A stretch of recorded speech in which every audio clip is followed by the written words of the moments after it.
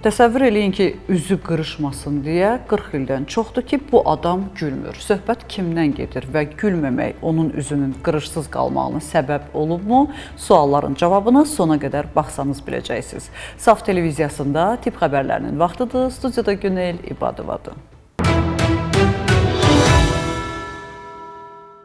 Yadınızdadırsa, bu həftə sizə Rusiyanın 13 növ xərçəng əleyhinə vaksin istehsal elədiyini bildirdik. Bugün isə belə bir açıqlama veriblər ki, vaksinlər vətəndaşlara tamamilə ödənişsiz vurulacaq. Onkoloji xəstələr üçün vaksinlər pulsuz olacaq. Rusiyada onkoloji xəstəliklərin müalicəsində mühüm yenilik tətbiq olunub. Hökumətin qərarına əsasən fərdiləşdirilmiş onkovaksinlər icbari tibbi sığorta paketinə daxil edilib. Bu barədə Baş nazir Mikhail Mishustin bildirib. Onun sözlərinə görə artıq xərçəng xəstələri yüksək texnologiyalı və fərdi yanaşmaya əsaslanan müalicə üsullarından pulsuz yararlana biləcək. Yeni sistem çərçivəsində hər bir pasiyent üçün xüsusi hazırlanmış vaksinlər istifadə olunacaq. Bu preparatlar şişin və orqanizmin genetik xüsusiyyətlərinə uyğun tərtib edilir və immun sistemi xərçəng hüceyrələrinə qarşı mübarizə üçün stimullaşdırır. Ekspertlər qeyd edib ki, bu yanaşma ənənəvi müalicə üsullarından daha effektiv nəticələr verə bilər. Eyni zamanda bahalı sayılan bu texnologiyanın sığorta hesabına əlçatan olması minlərlə xəstə üçün böyük üstünlük yaradır.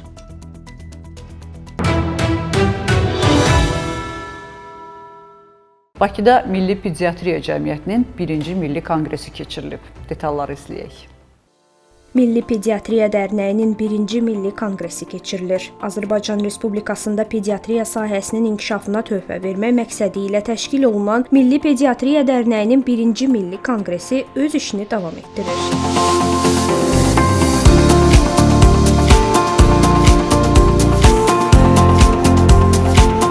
8-10 aprel tarixlərini əhatə edən tədbir Milli Pediatriya Dərnəyinin təşkilatçılığı, Azərbaycan Respublikası Səhiyyə Nazirliyi, Təbib və Respublika Pediatriya Mərkəzinin dəstəyi ilə keçirilir. Konqresin birinci günü simpozium və praktik məşğələlərlə başlayıb, ikinci gün isə dövlət rəsmilərinin iştirakı ilə rəsmi açılış mərasimi keçirilib. Bu günlərin Milli Pediatriya Dərnəyinin ilk 1-ci Milli Pediatriya Konqresinin ilk günü oldu. Bir gün əvvəl həm posterlərlə bərabər, həm sözlü sunumlarla bərabər ilk gün simpoziumumuz oldu. Bu gün isə konqresin rəsmi hissəsi və elmi hissəsi artıq keçirilir. Ölkənin fərqli sahələrində olan, öz sahəsində çox bilinən mütəxəssislərlə yanaşı, eyni zamanda Türkiyədən də fərqli sahələrdən qoşulan hocalarımızla bərabər açılış mərasiminə daxil olan Azərbaycandan gələn özəl və dövlət qurumlarının rəhbərləri, millət vəkilləri, səhiyyə sektorunda olan şəxslər və eyni zamanda professor və akademik heyətlə bərabər də açılış hissəsi oldu. Bu konqresin çox verimli olacağını düşünürük. Biz daha çox elmi hissələrin praktikaya tətbiqinə əsas alan, mövzuları əhatə edən geniş bir konqres proqramı ilə 2 gün davam etmək istəyirik. Bu dövrdə konqresimizdə 400-dən çox qeydiyyat var və bu qeydiyyatla bərabər insanların böyük marağı ilə bərabər çox verimli bir konqres olacağını ümid edirik. Konqresimizə həm rezident həkimlər, həm tibb tələbələri, həm praktikada aktiv olaraq fəaliyyət göstərən həkimlər qeydiyyatdan keçiblər. Təbii ki, gənc həkimlərin üstünlüyü daha çoxdur say olaraq, çünki təhsil sahəsində daha çox irəliyə gedən, bilgi və elmi mövzularda daha az olan kəsimlər daha fazla maraq göstərir bu mövzuya və onların həqiqətən də böyük marağı var. Bu da bizi həvəsləndirir və məruzə edən şəxslərin çox böyük maraq və həvəslə öz məruzələrini davam etdirmələrine səbəb olur. Bu konfransı keçirməkdəki məqsədimiz nə idi? Dünyadakı səhiyyə sistemində müasir müalicə metodlarının, diaqnostika metodlarının bizim bir rayon ya da bir kənd həkimimizə çatdırmaq idi. Bu məqsədlə Türkiyədən sayılıb seçilən bilinən dərnək, pediatriya sahəsində olan dərnək başqanlarını, eləcə də Türkiyədən çox dəyərli, hörmətli professorlarımızı, dəyərli hocalarımızı dəvətlədi və eləcə də Azərbaycandan da bu sahədə mütəxəssisləri, sayılıb seçilən mütəxəssisləri həm moderator, həm məruzəçi qismində dəvətlədi. Qatılım gözlədiyimizdən çox daha yüksək oldu. Daha doğrusu növbəti toplantıları daha böyük zallarda keçirməyə planlayırıq. Konqres tam sürətlə gedir və müzakirələr çox qızğın şəkildə gedir və davam edir. Qatılım həm gənc həkimlər arasında, həm də yaşlı demək nə qədər doğru olar bilmirəm. Yəni daha təcrübəli həkimlərimizin qatılımı yüksək səviyyədədir. Təbii ki, gənclərdə daha yüksəkdir. Bu da səbəb nədir burada? Səbəb odur ki, gənc həkimlər özlərini daha təkmilləşdirmək istəyir, özlərində daha çox işləyir. Yaşlı həkimlərimiz biraz təcrübələrindən istifadə edirlər, amma qatılım çox yüksək səviyyədədir. Konqresdə ölkənin müxtəlif bölgələrindən və qardaş Türkiyədən gəlmiş pediatrlar, səhiyyə mütəxəssisləri və elmi ictimaiyyət nümayəndələri iştirak edir. 1. Azerbaycan Milli Pediatriya Derneği'nin toplantısına iştirak etmiş bulunmaktayız. Çok mutluyuz. Ülkenizde pediatriyanın bu kadar kısa bir süre içerisinde bu kadar gelişmiş olması bizi çok mutlu ediyor. Bizler de elimizden geldiğince destek vermeye çalışıyoruz. Her zaman da vereceğiz. Biz kardeş, dost iki ülkeyiz. Bundan sonraki toplantılarda da inşallah çocuklarımızın Azerbaycan'da daha iyi gelişmesi için bilimsel platformda nasıl destek verebileceğiz tartışacağız. Sonra daha gelişmiş bir şekilde ortaya koyacağız. Burada olmaktan çok mutluyuz.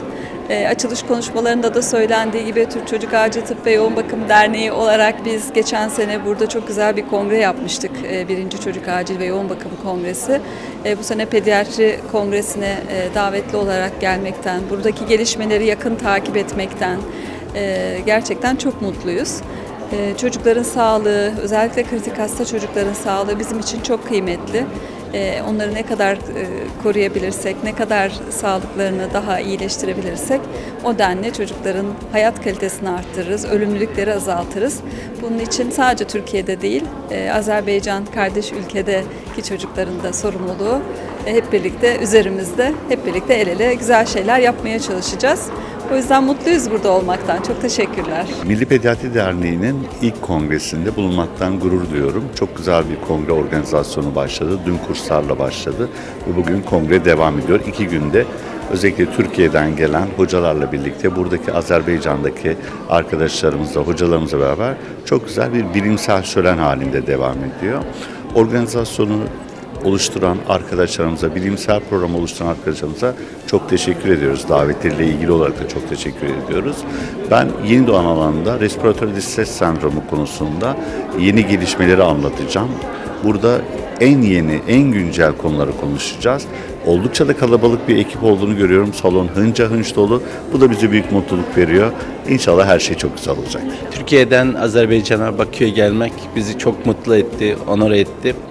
Bizler Türkiye'de çalışan doktorlar, çocuk acil ve yoğun bakım doktorları başta olmak üzere Azerbaycan'da çalışan çocuk sağlığına hizmet eden bütün doktorları desteklemek, birlikte olmak bizi mutlu ediyor. Özellikle bizi buraya davet eden Kongre Başkanı ve Azerbaycan Milli Pediatri Derneği Başkanı Anar Gurbanov'u ve birlikte çalıştığı Sayın Ahmet Oğuz çok teşekkür ediyoruz bizi buraya davet ettikleri için. Burada bulunmak, bilgilerimizi paylaşmak çok değerli. Amacımız hem Türkiye'de hem Azerbaycan'da hem Türk devletlerinde çocuk sağlığı ve tıbbın gelişmesine maksimum destekte bulunmak ve birlikte hareket etmek. Bizi buraya davet ettiğiniz için çok teşekkür ediyoruz. Tədbirin əsas məqsədi uşaqların sağlamlığı naminə yeni yanaşmaların müzakirəsi, elmi yeniliklərin paylaşılması və beynəlxalq əməkdaşlığın gücləndirilməsidir. Konqres çərçivəsində müxtəlif mövzular üzrə elmi məruzələr dinlənilir, panel müzakirələr keçirilir və pediatriyanın aktual məsələləri ətrafında fikir mübadiləsi aparılır. Qeyd edək ki, Azərbaycan Respublikası Səhiyyə Nazirliyi tərəfindən Konqres 14 davamlı tibbi təhsil kredit balı, Konqres çərçivəsində təşkil olunan simpoziumlar isə 4 davamlı tibbi təhsil kredit balı ilə akkreditasiya olunub.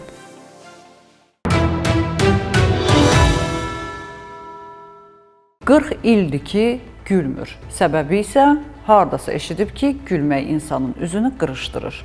Bəs necə yaşayıb, necə sevinib? Baxaq.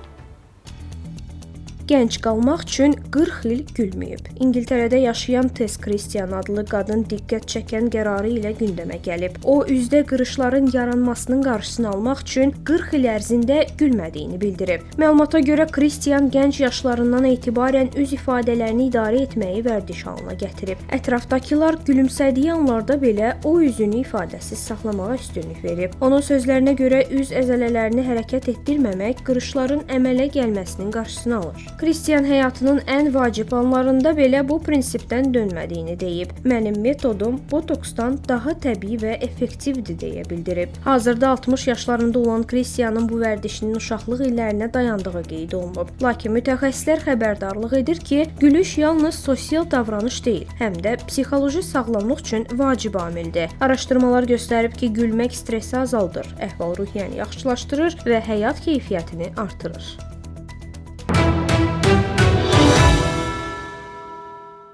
Bugün olan səhiyyə xəbərlərimiz bu qədər. Dünyada və ölkədə baş verən ən vacib tip xəbərlərini bizdən izləyin. Unutmayın, bilmək hər zaman bir addım öndə olmaq deməkdir. Özünüzü və doğmalarınızı qoruyun. Sağ olun, salamat qalın.